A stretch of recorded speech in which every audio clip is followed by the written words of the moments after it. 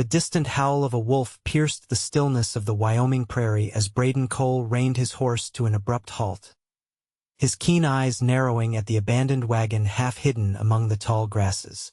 The year was 1878, and these plains had witnessed their share of tragedy, but something about this particular scene sent a chill down his spine despite the sweltering August heat. He dismounted cautiously, his hand instinctively hovering near the Colt revolver at his hip. 3 years riding as a ranch hand had taught him that surprises in this unforgiving territory rarely brought good fortune. The wagon's canvas cover fluttered weakly in the prairie breeze, torn in places and stained with what looked distressingly like blood. "Hello!" Brayden called out, his voice carrying across the empty grassland. Only silence answered him. Drawing closer, he noticed the wagon had been stripped of its harness, no horses or mules in sight. This wasn't just a temporary stop. Someone had deliberately abandoned this wagon, leaving it to the mercy of the elements and whatever dangerous souls might wander these parts. When he pulled back the canvas flap, the sight before him stole his breath. A young woman lay curled protectively around an infant, both still as death. For a terrible moment, Brayden thought he'd stumbled upon a grave, until he saw the slight rise and fall of the woman's chest. Her face was alarmingly pale, lips cracked from dehydration, and a darkening bruise marred her left cheekbone. The baby, swaddled in what appeared to be a once fine blanket now grimy with travel, whimpered softly but didn't wake. Brayden reached out instinctively to touch the child's forehead burning with fever. "Madam?" he said softly, gently shaking the woman's shoulder. "Madam, can you hear me?" Her eyes fluttered open, revealing irises the color of a summer sky, though now clouded with confusion and fear. She clutched the baby tighter and tried to shrink away from him. "Don't, please," she whispered hoarsely. "I ain't gonna hurt you," Brayden assured her, removing his hat in a gesture of respect. "Name's Brayden Cole. I work at the Crossfire Ranch 'bout 10 miles east of here. You and your little one need help something fierce." The woman struggled to sit up, her movements hindered by obvious exhaustion and pain. Her honey-colored hair fell in tangled waves around shoulders too thin for the burden they'd been carrying. "My baby," she managed. "She's sick. Water. Please." Brayden wasted no time, retrieving his canteen and helping her take small sips before assisting her in giving some to the feverish infant. The child couldn't be more than 6 months old. "What's your name, madam?" he asked as he assessed their situation. She hesitated, her eyes darting around as if expecting danger to materialize from the tall grass. "Catherine," she finally said. "Catherine Wells. My daughter is Emma." "Miss Wells, who left you out here?" Brayden asked, unable to disguise the anger in his voice at the thought of someone abandoning a mother and child to such a fate. Catherine's eyes welled with tears. "My husband. Former husband," she corrected bitterly. He found out Emma wasn't his child. He brought us out here, took the horses, and left us with nothing but what you see." Her voice broke. "He said nature would take care of his problem." Rage burned through Brayden's veins, but he kept his expression neutral. Men like that weren't worth the bullet it would take to end them, though he'd gladly provide one if the opportunity arose. "Well, Miss Catherine, first things first. We need to get you and little Emma to safety. My horse can carry us back to Crossfire. The ranch owner's wife is skilled with medicines. She can help your daughter." Catherine looked at him with desperate hope. "Why would you help us? You don't know me." Brayden gave her a gentle smile. "Out here, madam, we help folks in need or they don't survive. That's just how it is. Now, can you stand?" Getting Catherine and Emma situated on his horse proved challenging. The young mother was weak from dehydration and hunger, and Emma's fever had her whimpering constantly. Brayden gathered what few useful items remained in the wagon, a small bag with Catherine's personal effects, a tarnished locket, and a worn Bible before leading his horse on foot across the prairie toward Crossfire Ranch. The journey was slow and arduous. The sun beat down mercilessly as Brayden maintained a steady pace, stopping occasionally to offer water and reassurance to his charges. Catherine drifted in and out of consciousness, her delicate hands always maintaining their protective grip on Emma. It was nearly sunset when the ranch buildings finally came into view. Brayden had never been so relieved to see the weathered barn and the sturdy main house with smoke curling from its chimney. "Brayden Cole, where in tarnation have you been?" boomed the familiar voice of Hank Lawson, the ranch foreman, as he emerged from the barn. His weathered face registered surprise as he noticed the woman and child. "What's all this?" "Found them abandoned out near Snake Creek," Brayden explained quickly. "The baby's sick with fever, and the mother's not much better. Need to get them to Mrs. Dixon right away." Hank's expression darkened. "Left to die, were they? Some men don't deserve the air they breathe." He moved quickly to help Catherine down from the horse. "I'll take her. You get the baby to Martha, she's in the main house." Brayden cradled little Emma carefully against his chest, alarmed at how hot her tiny body felt through the blanket. He strode quickly to the main house, taking the porch steps 2 at a time before knocking urgently. Martha Dixon, the ranch owner's wife, answered promptly, her kind face creasing with concern as she took in the situation. "Bring her in immediately," she instructed, already rolling up her sleeves. The next few hours passed in a blur of activity. Martha worked tirelessly to bring down Emma's fever with cool compresses and herbal remedies, while Catherine was settled in the spare bedroom after being given food, water, and clean clothes. Brayden found himself unable to leave, pacing anxiously outside the bedroom door until Martha emerged, wiping her hands on her apron. "The fever's broken," she announced with a tired smile. "That little one's a fighter. Her mama's resting now, but she'll be fine with proper care and nourishment." Relief washed over Brayden like a cool spring rain. "Thank you, Mrs. Dixon. I don't know what would have happened if—" "No need for that kind of thinking," Martha interrupted firmly. "You found them in time, and that's what matters. Now go get yourself some food and rest. You look dead on your feet." Despite his exhaustion, Brayden found himself returning to check on Catherine and Emma throughout the night. In the soft glow of the oil lamp, he watched the steady rise and fall of their chests, marveling at their resilience. As dawn broke, he was sitting in a chair beside their bed when Catherine awoke. Her blue eyes were clearer now, though still tinged with wariness. "Emma?" she asked immediately. "She's right there beside you," Brayden assured her. "Mrs. Dixon says her fever broke. She's going to be just fine." Catherine stroked her daughter's cheek gently, tears of relief sliding down her face. "I don't know how to thank you," she whispered. "We would have died out there." "No need for thanks," Brayden replied softly. "Just rest and regain your strength. You're safe now." Over the next week, Catherine and Emma slowly recovered under Martha Dixon's attentive care. Brayden found himself drawn to their room whenever his ranch duties allowed, bringing wildflowers he'd gathered from the prairie or simply sitting with Catherine as she fed Emma. He learned that Catherine had come from Boston, lured west by romantic tales of frontier life and the promises of a charming man named William Wells. Their marriage had quickly soured when William's true nature, violent, controlling, and perpetually drunk, revealed itself. The final straw had been his discovery that Emma was the result of an assault Catherine had suffered before their marriage, a secret she'd kept for fear of never finding a husband willing to accept her. "I should have told him before we married," Catherine confessed one evening as they sat on the porch, Emma sleeping peacefully in her arms. "But I was afraid and ashamed. I thought I could leave that part of my life behind." "No one deserves what he did to you," Brayden said firmly. No matter what. Catherine studied his face in the fading light. You're a rare kind of man, Brayden Cole.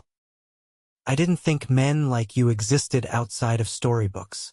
Brayden felt heat rise to his face at her words. At 28, he'd known his share of hardships and disappointments. Orphaned at 14, he'd worked his way through various ranches across the territory, never staying in one place too long. Crossfire had been his home for 3 years, now the longest he'd remained anywhere since his parents' passing. I'm just an ordinary cowhand, Miss Catherine. Nothing special about doing what's right. I disagree, she said simply, her blue eyes holding his gaze until he had to look away. As the days passed, James Dixon, the ranch owner, offered Catherine a position helping Martha with household duties. Her grateful acceptance meant she and Emma would remain at Crossfire, a development that brought Brayden more joy than he cared to admit. By mid-September, Catherine had become an integral part of ranch life. Her gentle manner and quiet strength won over even the most taciturn of cowboys. Emma, now recovering her health, became the unofficial mascot of Crossfire, her chubby cheeks and infectious giggle melting the hearts of hardened ranch hands. Brayden found himself creating excuses to be near the main house, mending a fence that didn't need fixing, offering to deliver messages that could have waited. Each day, his feelings for Catherine deepened, though he fought against them. A woman like her deserved better than a drifting cowboy with empty pockets and uncertain prospects. One crisp October evening, Brayden was returning from checking the northern pasture when he heard Catherine's scream pierce the twilight. He spurred his horse forward, heart pounding, and arrived at the main house to find chaos. Catherine stood on the porch trembling, while Martha held Emma tightly. "He's here," Catherine gasped when she saw Brayden. "William found us." Brayden dismounted swiftly, his hand moving to his gun. "Where?" "He rode up demanding to see me," Catherine explained, her voice shaking. "Mr. Dixon confronted him, and they're in the barn now with some of the other men." Brayden's jaw tightened. "Stay here with Mrs. Dixon. I'll handle this." He strode toward the barn, fury building with each step. Inside, he found James Dixon and 4 ranch hands surrounding a man whose fine clothes couldn't disguise the meanness in his eyes. William Wells stood with arrogant defiance, despite being outnumbered.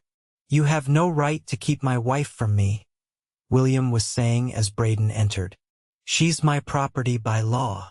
"No woman is property," Dixon replied coldly.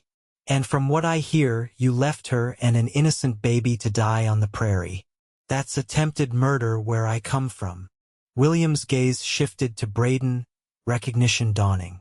"You're the one who found them," his lip curled.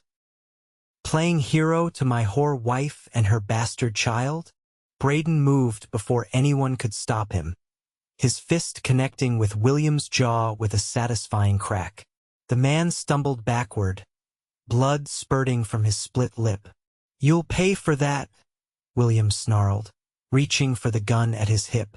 Several things happened at once. The ranch hands moved to restrain William, Dixon shouted a warning, and a shot rang out but not from William's gun. Sheriff Tom Garland stood in the barn doorway, his revolver smoking.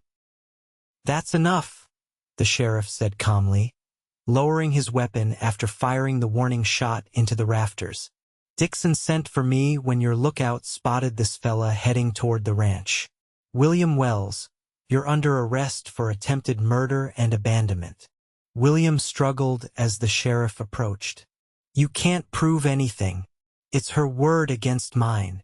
"Actually," Sheriff Garland replied, "we have a witness who saw you leaving your wife and child in that wagon. A trapper who was too far away to intervene but watched through his spyglass as you took the horses and rode off. He reported it in the next town, but by then, Mr. Cole here had already found them." The fight seemed to drain out of William as the sheriff handcuffed him. "The child isn't even mine," he muttered bitterly. "That makes what you did even worse," Brayden said quietly. A real man protects the innocent, regardless of blood. As the sheriff led William away, promising he'd face trial in Cheyenne, Catherine appeared in the doorway of the barn. Her face was pale but resolute as she watched her former husband being taken away. "Is it really over?" she asked, looking to Brayden. He nodded, moving to her side. "He won't hurt you or Emma ever again." Later that night, after the excitement had died down and the ranch had settled back into its routine, Brayden found Catherine sitting alone on the porch swing, gazing up at the star-filled sky. Emma was safely asleep inside under Martha's watchful eye. "Mind if I join you?" Brayden asked softly. Catherine smiled and moved over to make room. They sat in companionable silence for a while, the gentle creaking of the swing the only sound besides the distant lowing of cattle. "I've been thinking," Catherine finally said, her voice thoughtful, "about what happens next." Brayden's heart sank. "You'll be wanting to head back east, I reckon. Start fresh somewhere." She turned to look at him, surprise evident in her expression. "Is that what you think I want? Isn't it? This place. It's rough living. Not like what you're used to in Boston." Catherine laughed softly. "Boston never felt like home. Strange as it may sound, this ranch, this life feels more like home than anywhere I've ever been." Her voice grew quieter. "And it's not just the place that makes it feel that way." Brayden swallowed hard, hardly daring to hope she meant what he thought she did. "Catherine," he paused, struggling to find the right words. "I ain't got much to offer a woman like you. Just my hands for working and my word, which I don't break. Those are worth more than all the fancy trappings I left behind," she replied earnestly. "These past weeks, watching you with Emma, seeing your kindness and strength, I've come to care for you, Brayden, more than I thought possible after everything that happened." The night air seemed to still around them as Brayden reached for her hand. "I've never felt for anyone what I feel for you," he admitted. "From the moment I found you in that wagon, something changed in me, like I'd found a piece of myself I didn't know was missing." Catherine's fingers intertwined with his. "What are you saying, Brayden Cole?" "I'm saying I love you, Catherine Wells.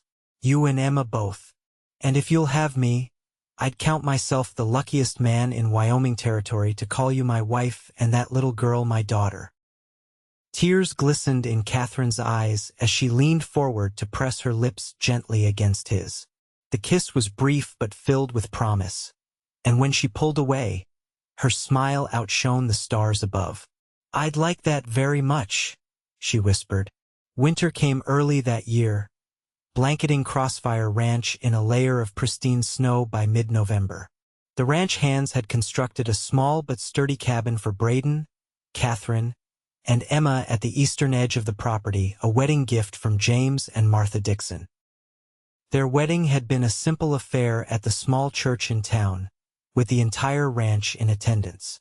Catherine wore a dress Martha had helped her sew, and Emma, now nearly 9 months old and thriving, wore a matching ribbon in her fine blonde hair.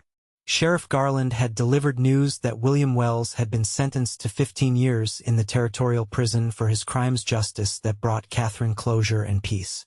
On Christmas Eve, as a fire crackled warmly in their cabin's hearth, Brayden watched Catherine rock Emma to sleep, singing a soft lullaby. The transformation in both of them since that fateful day in August filled his heart with gratitude. Emma's cheeks were rosy with health, and Catherine had blossomed like a wildflower after rain, her natural beauty and spirit fully restored. "She's finally asleep," Catherine whispered, carefully laying Emma in the handcrafted cradle Brayden had made for her. Brayden opened his arms, and Catherine settled against his chest on their small sofa. "I have something for you," he said, reaching into his pocket. "It's not much, but—" He pressed a small package wrapped in brown paper into her hands. Catherine unwrapped it carefully to reveal a silver locket, simple but elegant. "Oh, Brayden," she breathed. It's beautiful. Open it, he encouraged. Inside, she found a tiny portrait of Emma on one side, and on the other, a lock of Brayden's dark hair intertwined with her own golden strand. The three of us together always, he explained softly. No matter what comes. Catherine's eyes filled with tears as she fastened the locket around her neck. I have something for you too, she said, her voice trembling slightly with emotion. Something I only just confirmed yesterday with Martha.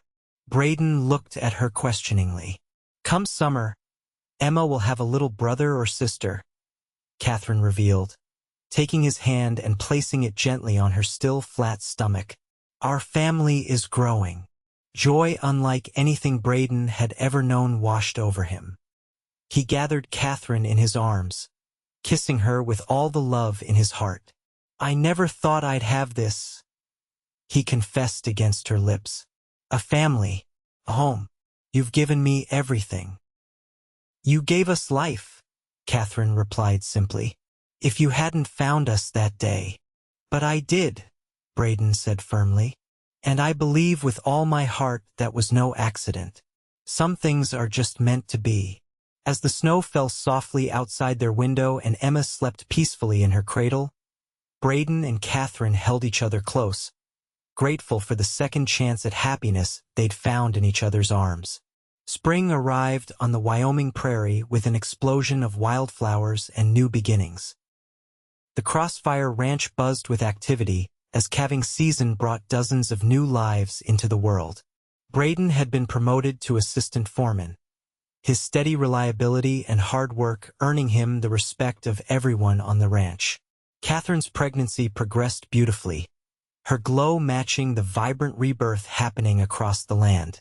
Emma, now walking and babbling a growing vocabulary of words, delighted in following Brayden around the ranch whenever he would allow it, her tiny boots leaving imprints alongside his larger ones. One particularly fine April afternoon, Brayden rode out to the spot where he had found Catherine and Emma the previous summer. The abandoned wagon had long since been salvaged for parts, but he'd marked the location with a small cairn of stones. He dismounted and added another stone to the pile, a ritual of remembrance he'd established. Thank you, he said quietly to the wind and sky, for leading me here that day. When he returned to their cabin, he found Catherine sitting on the porch, her hands resting on her swollen belly, watching Emma chase butterflies in the small garden they'd planted together. You went to the spot again, didn't you? Catherine asked knowingly as he sat beside her. Brayden nodded, taking her hand in his.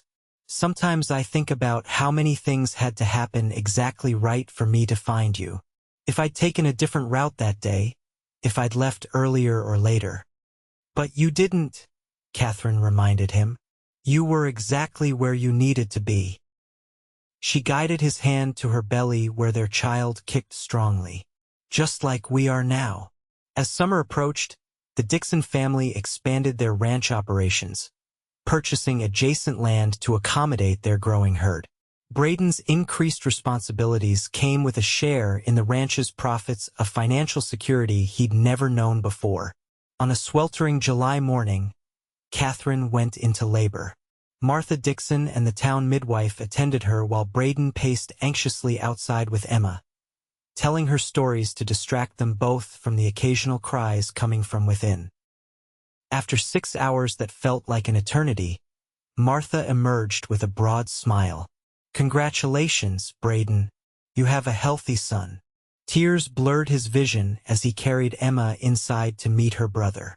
Catherine lay exhausted but radiant, cradling a small bundle wrapped in a blue blanket. Meet Benjamin James Cole, Catherine said softly as Brayden sat carefully on the edge of the bed. 8 pounds of pure perfection. Brayden gazed down at his son's tiny face, overcome with emotion. Benjamin had a shock of dark hair like his father's and, when he briefly opened his eyes, revealed the same blue as his mother's. Hello, little man, Brayden whispered, touching a gentle finger to his son's cheek. Welcome to the world. Emma leaned forward curiously. "Baby?" she asked, pointing. "Yes, sweetheart," Catherine answered. "This is your brother, Benjamin." To everyone's surprise, Emma leaned down and placed a gentle kiss on the baby's forehead. "My Ben," she declared firmly, bringing tears to both parents' eyes. That night, with both children finally asleep and Catherine resting comfortably, Brayden stepped outside to gaze at the star-filled Wyoming sky. The vastness above him seemed to mirror the expansion of his heart, a heart that had once been solitary and guarded, now overflowing with love for his family. As the years passed, the Cole family thrived at Crossfire Ranch. Catherine gave birth to another daughter, Abigail, 2 years after Benjamin's arrival. By 1885, Brayden had become full partner with James Dixon, and together they built Crossfire into one of the most prosperous cattle operations in the territory. Emma, now 8 years old, had blossomed into a spirited young girl with her mother's golden hair and a natural affinity for horses that made Brayden burst with pride. Though not his by blood, she was his daughter in every way that mattered, and their bond was unshakable. On the 10th anniversary of the day Brayden found Catherine and Emma, the family made a special pilgrimage to the stone cairn that marked the spot. Now a substantial monument, it stood as a reminder of endings that became beginnings. 7-year-old Benjamin and 5-year-old Abigail listened wide-eyed as their parents recounted the story they'd heard in pieces throughout their lives. "This is where our family began," Brayden explained, his arm around Catherine's waist. "Where your ma showed me what true courage looks like." Emma, old enough now to understand the full significance, placed wildflowers atop the stones. "I don't remember it," she said thoughtfully, "but I know that everything good in our lives started here." Catherine, her beauty only enhanced by the passing years, looked up at her husband with the same love that had grown steadily between them since those first uncertain days. "What do you think would have happened if you hadn't found us that day?" she asked softly. Brayden shook his head. "That wasn't ever a possibility, my love. I believe with all my heart that I was always meant to find you, that our souls knew each other long before our eyes ever met." As the Wyoming sun began its descent, painting the prairie in hues of gold and amber, the Cole family mounted their horses to return home. Brayden lifted little Abigail to sit in front of him, while Benjamin rode proudly on his own pony. Catherine and Emma rode side by side, their laughter carrying on the gentle breeze. Looking at his family, the incredible gift he'd been given that fateful summer day, Brayden Cole knew that some treasures couldn't be measured in gold or acres. The true wealth of his life was riding beside him, bound together by love that had bloomed in the most unlikely of places. An abandoned wagon on the vast Wyoming prairie, where a cowboy found a woman and her baby sleeping, left there to die but destined to live, love, and create a legacy of redemption and joy that would endure for generations to come.